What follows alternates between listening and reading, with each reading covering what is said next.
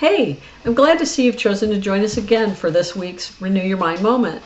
Last week we talked about the importance of self-awareness, knowing your superpower. This week we want to talk about how to use that superpower in ways that really matter. You know, we have to know what our strengths are so that we can use them. And we have to know what our weaknesses are so that we can manage them. In fact, Steve Morabelli says, accept yourself, your strengths, your weaknesses, your truths, and know what tools you have to fulfill your purpose. We all have different gifts, and we don't want to use them just on ourselves. We want to use them in the service of others. So maybe you are the one that is great at caring for people, making them feel valued and cherished, and cheering them on for their achievements, and you're the natural team player. Or maybe you are the conceptual architect that envisions a better future and sees the opportunities before anybody else and just thinks outside of the box to accomplish those things. Maybe you're the one who asks the hard questions that nobody else wants to ask, and you're great at thinking of the details and creating the systems and processes that make other people's visions work.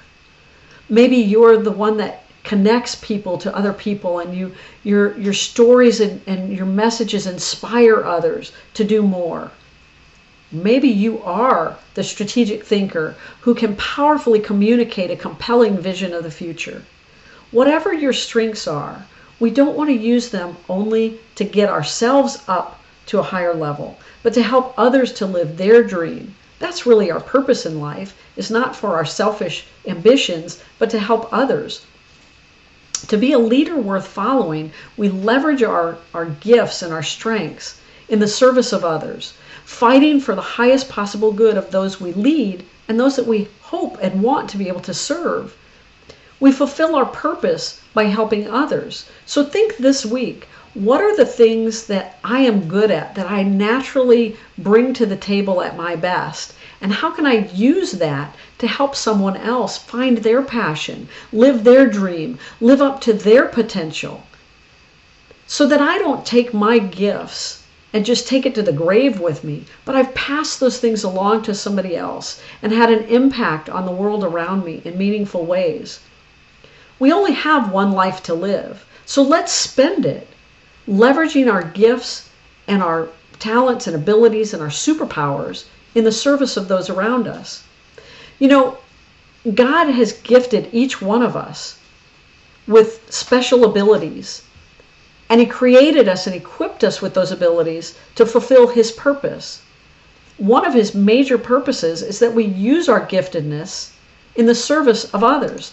1 Peter 4:10 says, just as each one of you has received a special gift, an ability graciously given by God, employ it in serving one another, as is appropriate for good stewards of God's multifaceted grace, faithfully using the diverse and varied gifts and abilities granted to Christians by God's unmerited favor.